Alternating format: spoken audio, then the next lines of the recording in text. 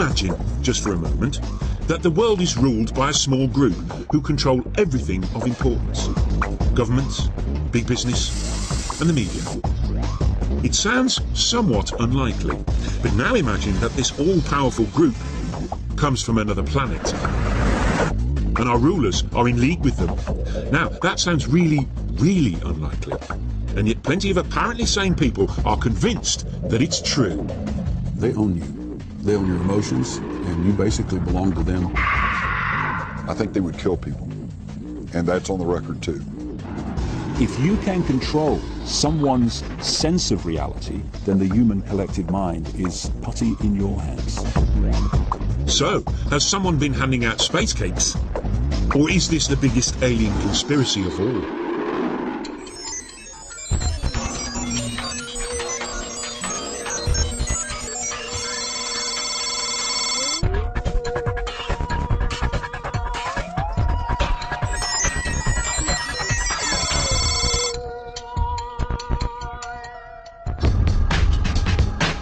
July the 16th, 1945, the day the atom bomb exploded.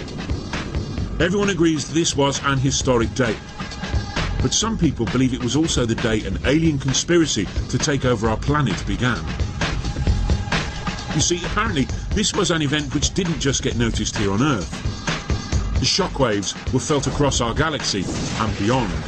Ever since the UFO phenomenon sort of exploded into public consciousness in the mid-late 1940s, people have wondered, why now? Why now? And of course, the first answer people came upon was that, well, now we have the atomic bomb. When we set off the first atomic bomb, there was such energy released that probably created ripples throughout our solar system, perhaps throughout the galaxy. And other advanced races out there kind of did a double take and went, oh my God, the kids have found the matches. It's true that it wasn't long after the nuclear blasts in the late 1940s that the first witness reports of UFOs began. I think it was from outer space, but friendly. According to the theory, these UFOs were alien craft who had arrived as an advanced guard. They were soon making contact with our rulers and negotiating terms. And if the theory is to be believed, an international conspiracy then began to hide any evidence of this contact. It's a cover-up which is still in full swing, or so some believe. Meet Peter Gersten, an all-American criminal lawyer. When he's not suing people and doing all the other things lawyers do, he's taking on the US government. And that's because ever since he was a boy, Gersten's been fascinated by UFOs. Some people would just go out and buy a toy ray gun, but not Gersten.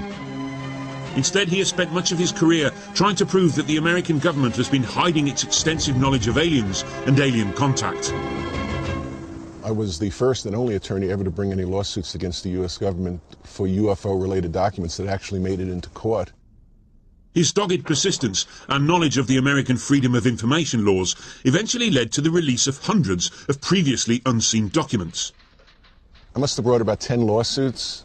Even when they release documents, they've always withheld something within those documents. This affidavit is a perfect example. Half the affidavit is blacked out. If UFOs do not pose a threat, if UFOs do not represent an advanced technology, then why is this all deleted? Why indeed? He says these documents reveal the American government's obsession with the UFO phenomenon, which began during the 1940s and 50s. They reveal the existence of government committees which were initially set up to investigate UFOs. But all along, the existence of these organisations was denied, until finally they were all closed down, one by one. Despite the fact that governments kept telling the public there was no such thing as aliens, the aliens themselves didn't seem to be getting the message. Because according to Gersten, they just kept flying their spaceships through our skies.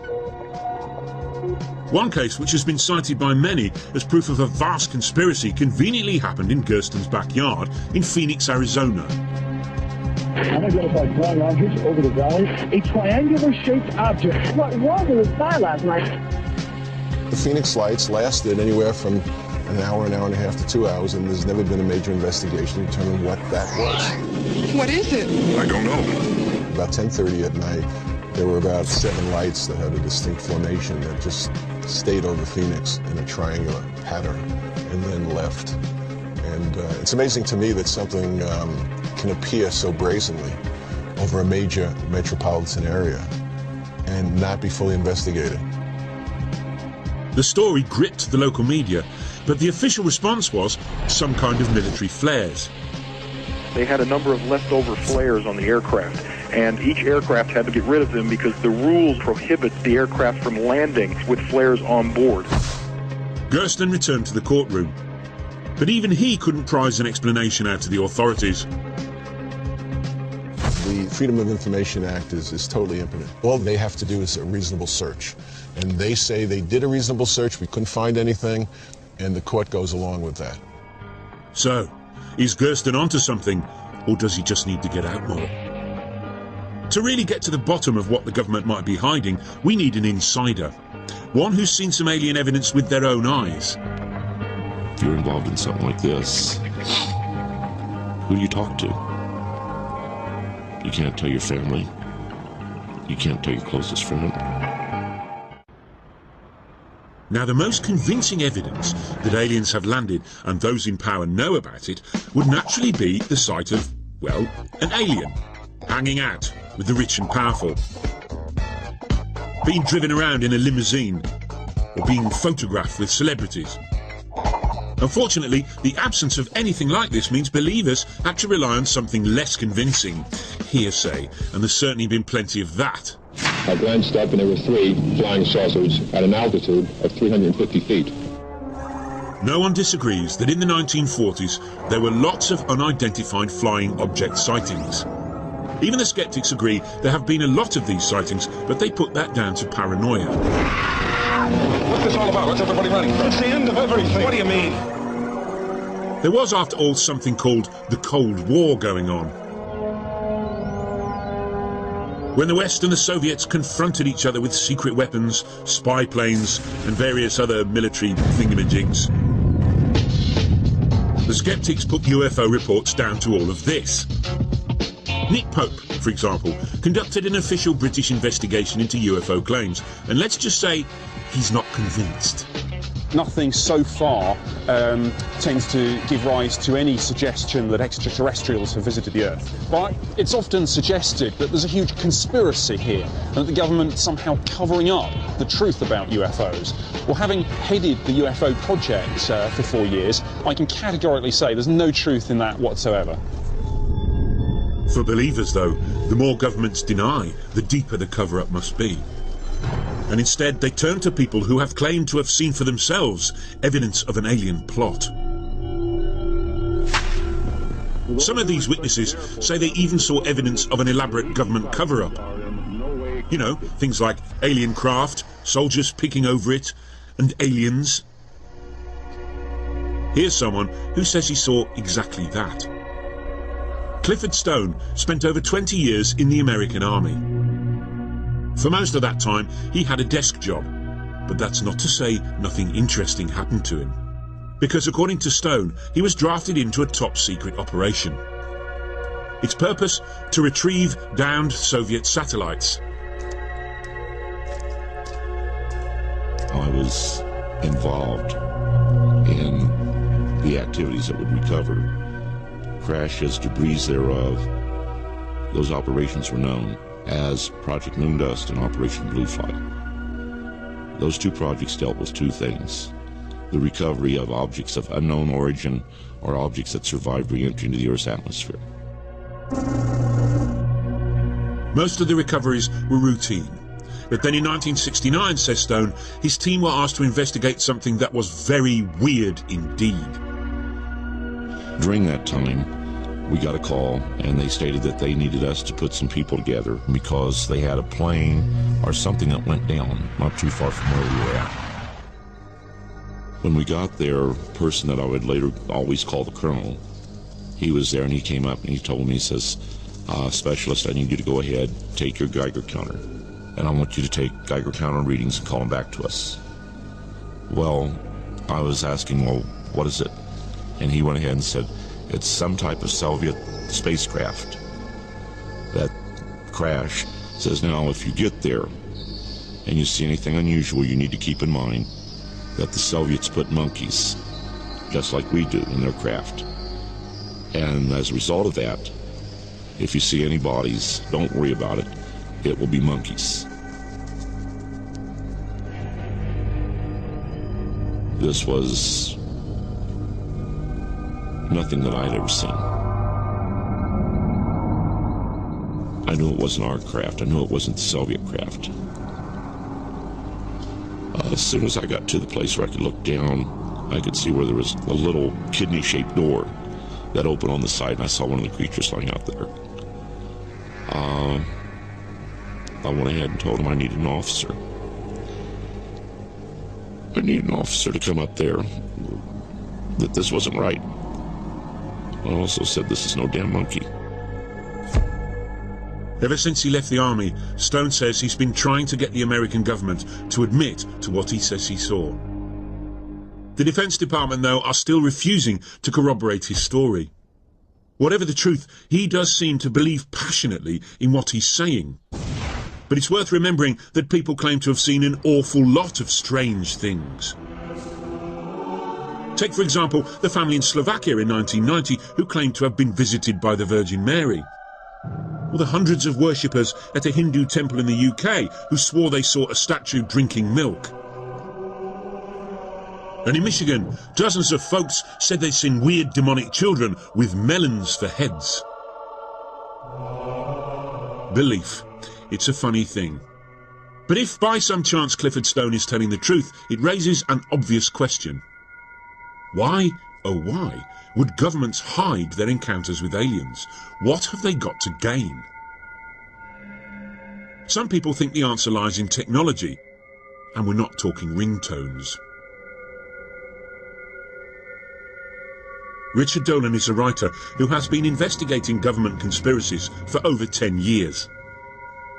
Whether you believe that the UFOs are ours or alien, there's certainly something that's showing non-fossil fuel related transport. You know, I've spoken to hundreds of people who said, yeah, this object stopped over my head and took off like a bullet, silently.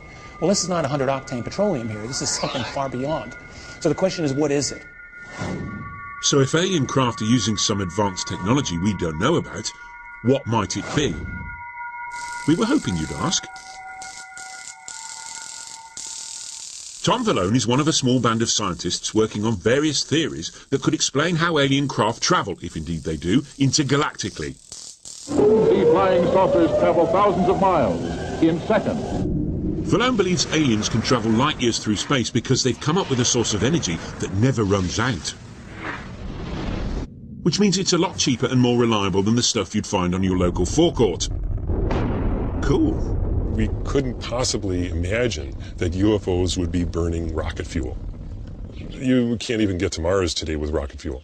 So we have to accept the fact that if there are vehicles that can travel interplanetary and perhaps interstellar, they have to use an onboard fuel source that is converting ambient energy or have such a concentrated form of energy that it can survive over light years of travel. Right. And how might they do that? The current UFO research points to many different technologies that can be used for free energy and what we call anti-gravity propulsion. Solving the problem of anti-gravity has flummoxed the greatest minds in physics, but Tom has spent many months locked in his garden shed trying to figure it out. He's even built a little replica UFO. One UFO contactee reported a disk the size of the UFO that had magnets on the outer edge. And so here we actually have a disk that has magnets on the outer edge that perhaps may be powered by some means that involve permanent magnets or some arrangement of permanent magnets. According to Vallone, the separate halves of UFOs might contra-rotate to create energy that can be harnessed to power the spaceship. The beauty of this energy is that it comes out of nowhere. You don't need to do anything so last century as actually burn fuel.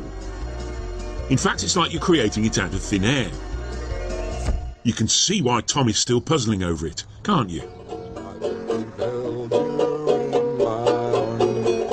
According to the alien conspiracy theory, when the extraterrestrials brought this energy to Earth, a lot of very powerful humans got very annoyed. my sunshine, my sunshine. Some people, like journalist Jim Mars, think those in power didn't want such limitless energy to become widely available. The spoil sports. Please don't take my sunshine away. Think of the ramifications. If a whole new energy technology was to come along that would just overnight replace gas and oil, the oil industry would collapse, the Middle East would collapse, the whole car industry would collapse. It would be a severe upheaval in our society. In a world economy dominated by oil, Mars says this new kind of new energy would undermine powerful business interests. See, these folks, they don't care if we know there's aliens out there. What they care about is if we know there's aliens, then we know there's alternative technologies. And this could upset their monopolies. But Mars goes even further. He says the government and the powers that be started covering all this up even before the 1940s. We're on the way to Aurora, Texas, where legend has it that a spaceship crashed in 1897. This is the Texas Historical Commission, the state marker that I was telling you about. And it's the oldest known graves here, early 1860s. This site's also well known because of the legend that a spaceship crashed nearby in 1897, and the pilot killed in the crash was buried here. And the only caveat, of course, is the word legend. Okay, right up here under this oak tree is where the grave site is, but there's no marker, so I guess I'm one of the last people in the world to know precisely where the grave is. And now that you know, I guess you'll have to be killed. It was right here. Someone stole the marker back in 1973. We figured the government did it.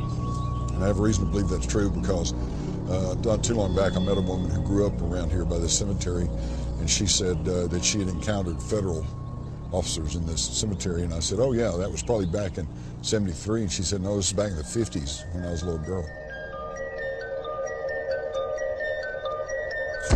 Jim's experience in Texas led him, he says, to compare notes with others across America, and he began to detect a pattern to the cover-ups. You were wondering how long it would take to get to the men in black? Well, here they come. If someone has a UFO-connected experience, then sometimes they are visited by strange men in black suits who, number one, ask them, what exactly did you experience? And number two, tell them, if you know what's good for you, you won't talk about this. Now, let's just get this story right. According to Mars and many others, there's been a worldwide conspiracy to cover up contact with aliens because governments don't want to reveal the technology they learned from these extraterrestrials. But does that make any sense? Wouldn't the governments or the oil companies just license this advanced technology and sell it? And anyway, if they wanted to cover up contact with aliens, you'd think they'd remember to take away that sign. But since all the people involved are long dead, there's no way we can ever know for sure if it really happened. What we really need to do is meet one of these men in black for ourselves. Well, guess what? We found someone who said he worked for a top-secret military organisation. And his job was to run part of the official cover-up. Funnily enough, he wanted to remain anonymous. I was trained by the Central Intelligence Agency and the Defense Intelligence Agency. During my DIA career, I investigated unidentified flying object sightings throughout the southwestern part of the United States. We did conduct counterintelligence operations against people that were close to obtaining the truth about classified programs. Some might call the operations disinformation, but whatever you call it, it was a legitimate form of putting the wrong people away from the classified programs. This alleged secret agent wouldn't tell us exactly why the military wanted to hide their contact with aliens, although there were dark hints of a military-alien alliance, and he was happy to admit he'd met many an alien in his time. They're about 4 foot, and they have the classical large eyes. They come from a planet with apparently a very bright sun, so they have double eyelids, have no ears per se, just have an opening on each side of their head, same as nose, mouth, no teeth. Simple internal organs, heart and lungs, basically the same organ. simple digestive system. I'm not going to discuss that. There's a lot of information I wish I didn't know. So there you go, a secret agent who positively wanted to be interviewed. He refused to give us any evidence to back up his claims, and we couldn't find any either. But if he did what he says he did, how does he sleep at night? I don't have any problem with my conscience. No, everything I did in a government service, the disinformation in this area, was all legitimate. It's sanctioned operations that I was told to do. I did my job, and he did it well. These guys, they're unofficial. They don't exist within the official framework of our society. These agents charged with studying UFO phenomena and so forth. They're outside.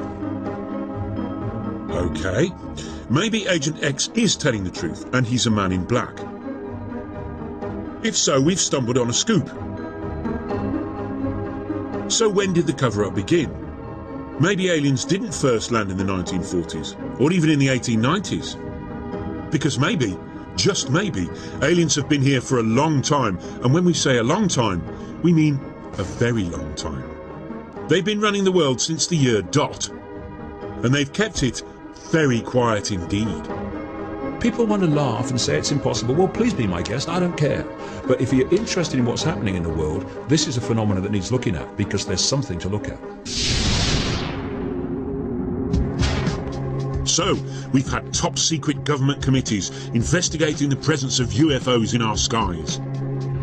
We've had secret military operations to retrieve downed spaceships and their alien pilots. We've had sinister government agents terrorizing the public. But in terms of a conspiracy, this is just the tip of the alien iceberg. I woke up, and mere inches in front of my face, there he was.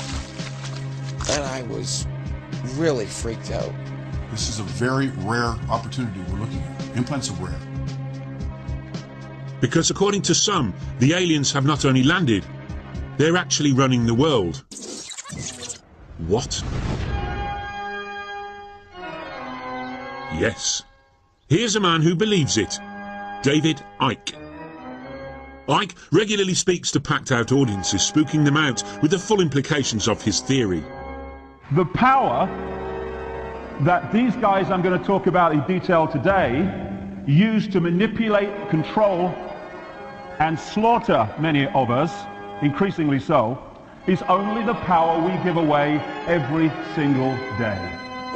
He hasn't always been a full-time conspiracy theorist. In fact, he started as a soccer player and sports commentator on the BBC. Kenny Dalglish of Liverpool in Scotland. But all along, something was troubling him. When I was a kid, I had this feeling, I couldn't put words to it, I had this feeling I had something to do.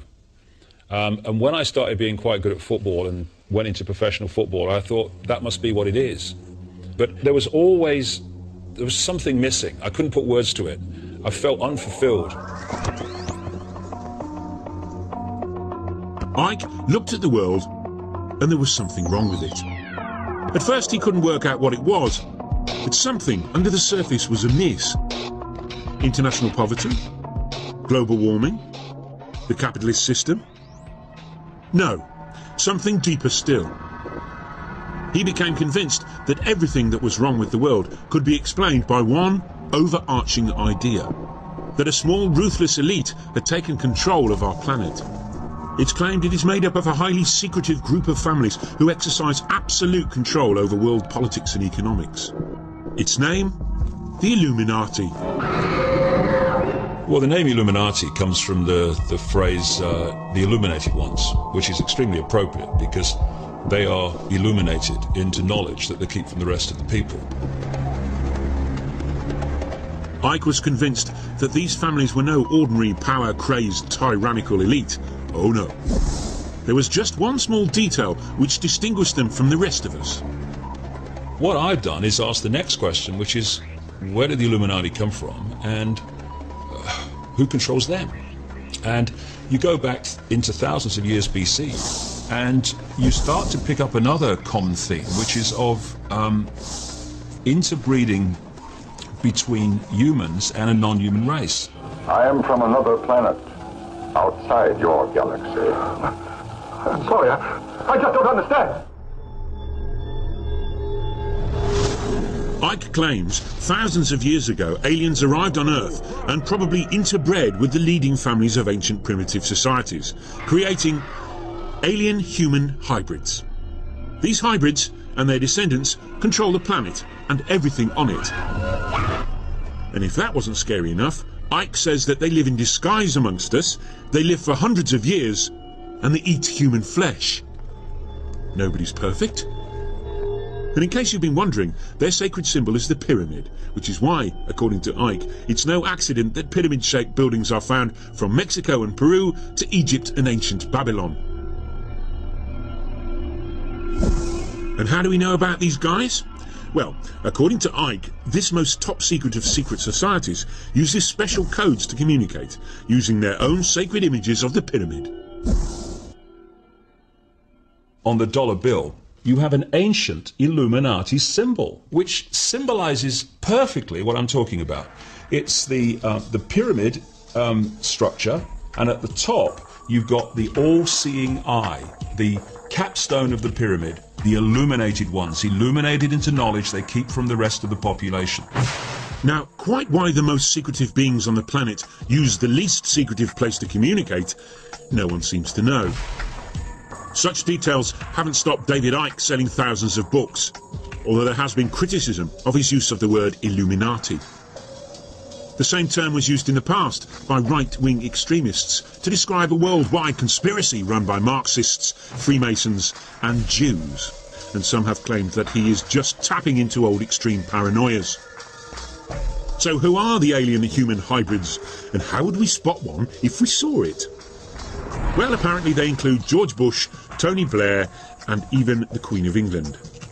And we thought she was just German. Apparently they are all descendants of the original alien hybrids. What you have, in effect, is the Illuminati families being the genetic representatives on this planet of these serpent gods. Serpents? Yes, the aliens who came down to Earth long, long ago didn't look like the Queen of England. In fact, they were serpent, lizardy sorts. And even when they interbred, the old reptile bit just wouldn't disappear. Well, I think the answer to why reptiles is why not. It's just a form through which people express themselves, or entities, consciousness expresses themselves. The Illuminati cover up their reptilian nature with a human disguise. But occasionally, though, the effort of hiding their slithery selves becomes too much, and the mask drops. Let me see you as you really are. People find it difficult to perceive of a two-legged reptilian entity with what we would call an intelligent mind. But I have talked to hundreds and hundreds of people all over the world. I've been to more than 40 countries researching this. Who have told me the same basic recurring story of seeing people, often in positions of power, but not always, change from a human into a reptilian form and then go back again. Sometimes it's for a few seconds, sometimes it's for longer. Ike's theory has turned him into a superstar in the conspiracy world. But some more mainstream ufologists are sceptical about his theories. Having worked in the fields of public relations and communication, I'm not sure that I'm going to win friends and influence people by calling the Queen Mother of England a 200-year-old reptilian cannibal. Whatever the truth, there's no doubt that Ike has tapped into something which people have often felt, the sense that their lives and their society are not under their control. But it's arguable whether those fears are calmed by imagining the world is run by lizards. Ike's theory that lizards are in control has had one notable effect. Whereas 20 or 30 years ago, alien sightings tended to be all about little green men, alien sighting stories have now begun to change. Now lizard sightings are all the rage. Mona Kempka, for example, is a fan of Ike. She's read all his books. And rather coincidentally, she has also seen lizards. They come visiting. My name is Mona Kempka. I'm 55 years old. I've been a psychiatric nurse for 30 years. I've lived alone for the last 10 years. 12 years ago, Mona had her first reptilian experience. In 1994, a reptoid appeared in my living room. 6'3", thin waist, giant muscular legs. This being could kill 5 men with a swat. I was asleep because I worked the night shift.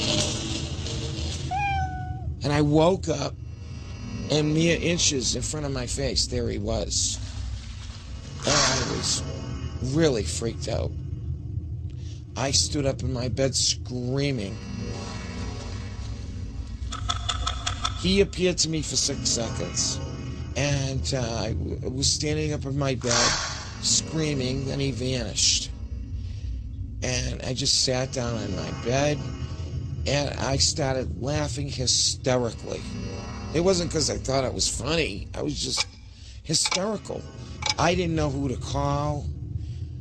I thought even my own mother would not believe this, you know. So what's going on? Has Mona seen a reptoid alien, or does she just think she has? Or did the books she read by Ike play their part? I mean, I don't believe everything I read. I take it all in and try to make my own decisions. But David Icke's on the money. And I don't even know David Icke. I'm just telling you, I'm glad this man is gaining momentum in this country. What would help convince the rest of us would be if Mona, or anyone, had found some physical evidence, say a bit of old lizard skin lying around. Sadly, there was none. But that doesn't mean to say that there isn't any physical evidence of aliens and their dastardly attempts to control the world. Well, not if you believe this man. He says he's found it. You cannot make claims of some strange entity in the midst of the night, or in broad daylight in some cases, actually came and abducted you and did various things and so on, without there being physical evidence of those claims. Daryl Sims' day job is as a private investigator in Texas. But he has another string to his bow. He spent the last few years working with people he says have been implanted with alien probes. Just a normal, everyday sort of guy, then. Well, first of all, they're very, very different. We found them in the eye, we found them in the feet, we found them as large as a walnut, an inch big, next to the heart of an abductee. I found them in all types of places, deep inside the brain, some of them as big as the end of your thumb, and then disappear within a year. What they are, that's a good question. What they're for, that's a good question as well. Sims says he has extracted many of these implants and even agreed to show us a film of him doing exactly that. What you're actually seeing here is Patricia under hypnotic anesthesia. She has been given a series of suggestions. Each time she will see her move and relax even greater. She's getting ready for the surgical intervention that will take place, where the surgery will be done on the foot. Here they're making this incision. This is a very rare opportunity we're looking at. Implants are rare.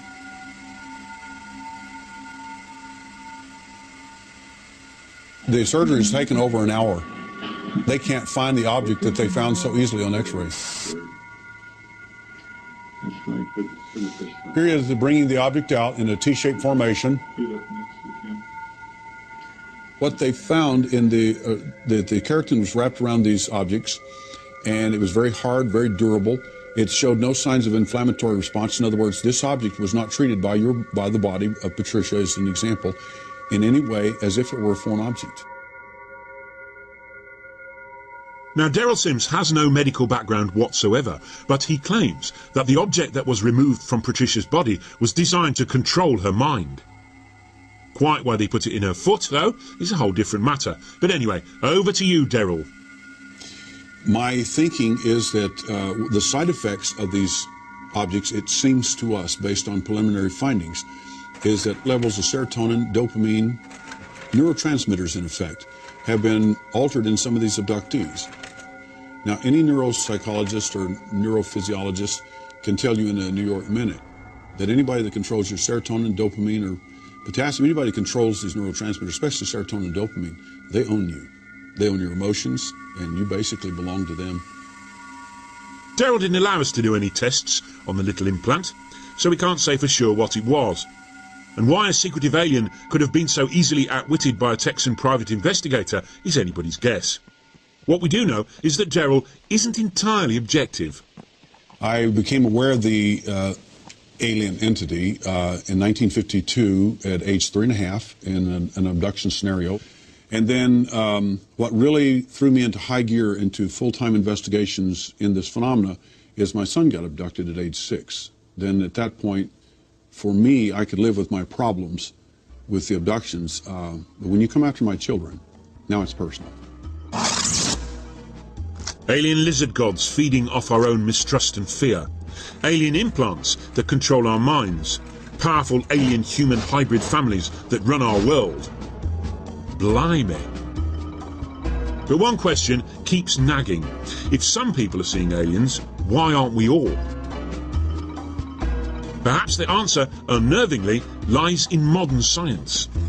People are starting to realise that the world is not just a little bit different to what they thought it was. It's actually nothing like they thought it was. We've come a long way in our understanding of the UFO phenomenon, but we still don't have a definitive answer. In the 50s, the big question was, do they come from Mars or do they come from Venus? By the 90s and today, we're even more sophisticated, and the question today becomes, do they come from another dimension? Most skeptical, rational people will never believe that aliens control us and our planet without some conclusive evidence. But what if it was impossible to come up with evidence? Because the way we see the world is itself flawed.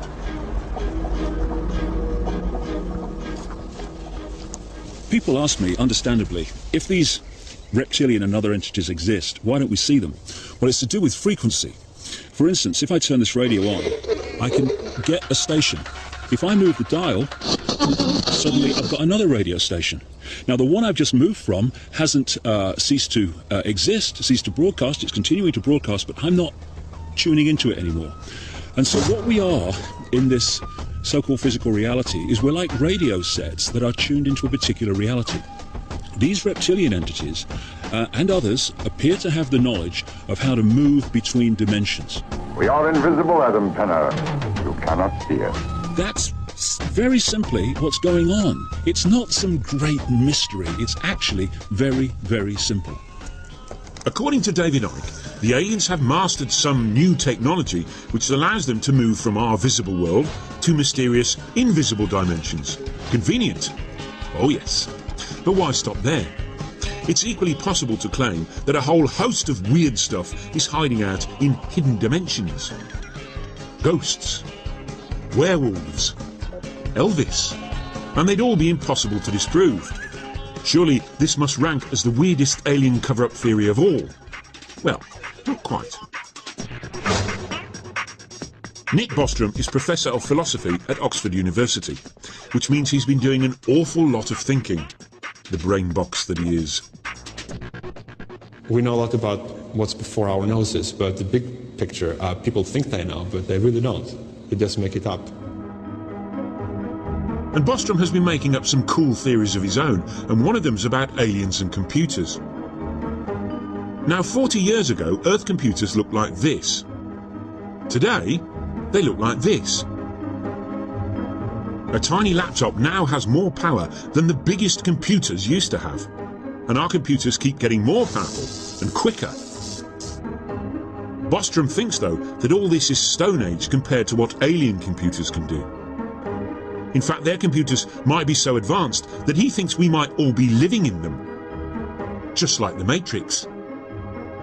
So one of the things that a technologically mature civilization would have is enormous amounts of computing power. Using a millionth of its computing power for only 1 second, they can create a simulation of all human minds that have ever lived. And according to Bostrom, maybe virtual reality simulations would be so convincing that we might actually be living in one. So could we all be trapped in an alien PlayStation? We are almost certainly living in a computer simulation. Meaning that all this world that we see around us, everything we experience and everything we do takes place in a virtual simulated reality that is implemented and running on a computer built by some technologically extremely advanced civilization. I have come to feel that we live in a kind of matrix-like world. The question is, how far does this simulation go? I don't trust anything in this reality. I think it's an illusion. It's a holographic reality. It's the product of somebody's technology or something's technology. So anything is possible. So there we go. For a century or more, people worried that aliens might leave their own planet and come and conquer ours. This fear spawned a series of elaborate conspiracy theories, some involving the military, some involving a government cover-up. It was even argued that the aliens had bred with humans and sent secret messages to each other. Now it turns out the effort of investigating all those conspiracies has been a total waste of time. For planet Earth and everything on it, and indeed everything in the whole of our reality, could be just a product of an alien computer game. They didn't need to travel here to take us over. They got us to travel to them. So smile, because somewhere in another galaxy, something is watching you.